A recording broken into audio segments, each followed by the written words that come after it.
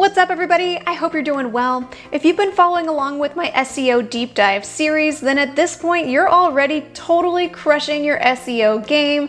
There's just one last piece to insert into the puzzle in order for all the stars to align on your SEO, and that's local SEO. For better and for worse, Google always knows where someone is doing their Google search from, and so for certain queries, they assume that you're looking for local search results. For example, if you do a search for coffee shop without typing any location related terms and you live in Denver, it doesn't do any good to get a list of coffee shops in San Francisco. Similarly, Google makes an assumption that when somebody does a search for a therapist, they're looking for a local therapist. And this is where your local SEO game comes into play. So in this video, I'm going to share some tools to help you boost your local SEO so that you can start ranking at the top of local search results. Welcome to Private Practice Skills. I'm Dr. Marie Fang, psychologist in private practice. I post videos offering tools I learned the hard way about starting and growing private practice so that you don't have to. Now, I have no idea how Google knows when we're trying to do a local search or not,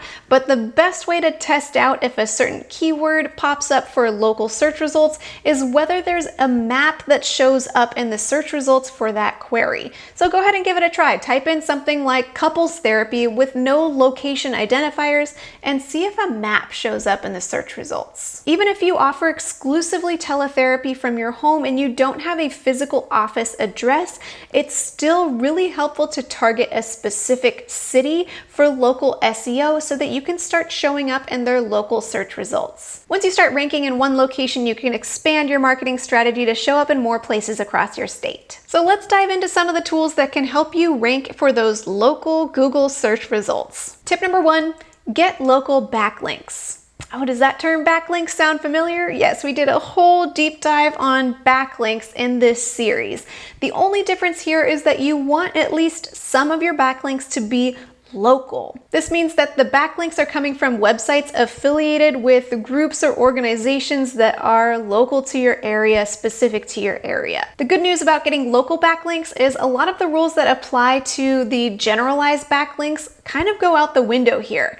It doesn't matter if a website is teeny tiny, and in fact, the fact that it's a small business with a very small following just signals that it's probably a local website, and if they're linking to you, they must know you directly from within the same area. So just a few backlinks from local businesses can really signal to Google that you too are also a local business. Okay, so easier said than done. How exactly do you get those local backlinks? Because it's not as easy as just calling up your local coffee shop and asking that they link to your website. That's probably not going to work. So I'm going to just throw at you a quick fire list of some tools you can try to get some local backlinks, and I'll list all of these in the description box as well. Look for therapist directories that are specific to your state, county, or city. Look for local websites that offer support to your target demographic and see if they're willing to list you as a resource.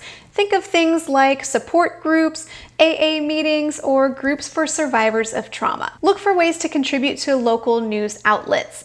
The news outlet does not need to be a major one. You can offer to write a blog for your local tourism site or any other local site for that matter. And no need to reinvent the wheel here. Just think of your networks and your friends. Who are you connected with? If your friend's a lawyer down the street, check in with them and see if you can both guest blog for each other and offer that oh so desired backlink to each other. You can network with other local therapists and kind of contribute to each other's blogs as well. There's many ways that you can share those backlinks with other people who also want to boost their local SEO. You can also do a backlink audit of your competitors' websites to see who's linking to them, see if there's anyone relevant who might like to list your website, or it might kind of just give you ideas of other places to get listed.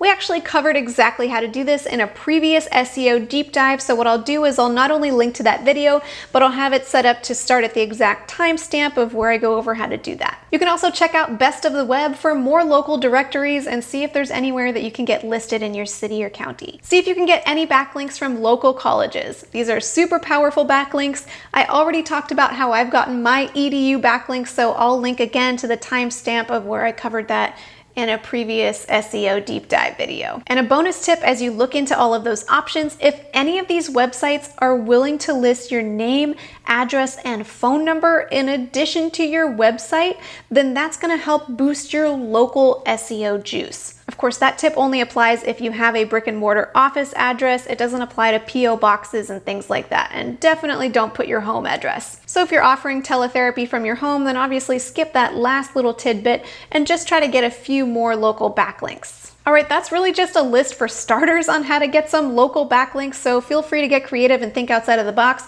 but we still have some more tips for building your local SEO in general, so let's keep it going. Tip number 2, include your name, address, and phone number in the footer of your website.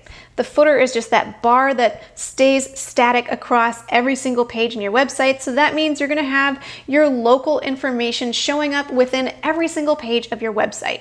Again, if you're offering teletherapy exclusively from your home, skip this step, but don't worry, there's some other tools for you. Tip number 3, include your targeted city in the header, meta description, and all on-page keyword optimization tools that we learned in the earlier SEO video, all about that, for your relevant pages. So you definitely want to include this in places like your home page, services pages, and your contact page. So for example, on my homepage, not only am I targeting the keyword Christian therapist, but I say San Jose Christian therapist in all my on-page keyword optimization. If you are offering teletherapy statewide, then it's okay to swap your state name for a city name in this tip. Tip number 4, create a Google My Business account. This is local SEO gold, and it completely astounds me how many people don't have a Google My Business account. It makes sense. It's owned by Google, so Google kind of loves promoting their own stuff in their own search results.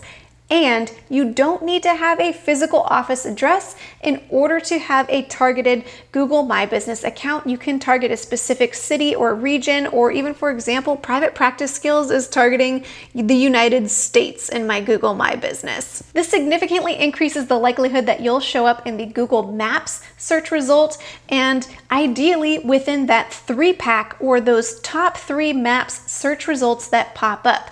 As you can see, I'm consistently showing up in Google Maps 3-pack for my targeted keyword of Christian therapist. This is sending me a huge number of referrals every month. I have a whole video all about Google My Business. It's really easy to set up and it's free, so I'll link to that below if you want to check it out. And to that point, for all of you with a physical office location, add a map of your office to your contact page. Even if you're temporarily just meeting your clients from home, but you're still paying for that local office, this is still worth it because not only can clients find you once you're actually meeting them in person, but it signals again to Google that you are a local business. Tip number 6, claim your social media profiles. Now, this doesn't mean that you have to start marketing your business on social media, and even if you want to avoid social media like the plague, it's still worth simply claiming your Facebook, Instagram, Twitter profiles for your business, and then within those bios of those profiles, including your name, address, phone number, linking to your website, linking to your contact, because this is just another signal to Google that you're a legit business and that you're a local business. Again, if you only offer teletherapy, still name at least your state, if not your city that you're located, as another signal. And tip number 7, use local language in your content whenever relevant. I remember when I first started my private practice website and I blogged every single week, I made it a goal of mine to name drop either San Jose or Silicon Valley at least once in every blog post and have it show up as organically as possible. These are just little signals to Google that you're probably located in the location of wherever you keep referencing over and over in your website.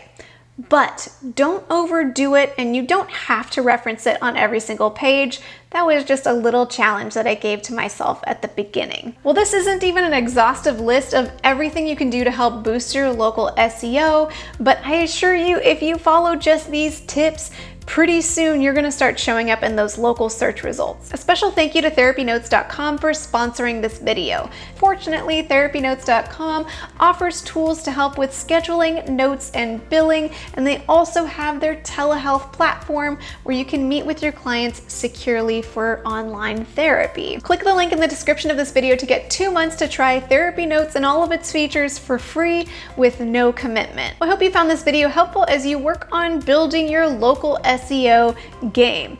And as I alluded to, this is the last official video in this SEO deep dive series, at least for now, but feel free to leave any questions below, and if it looks like there's more that I could cover about SEO, then I'm happy to add more videos to this series.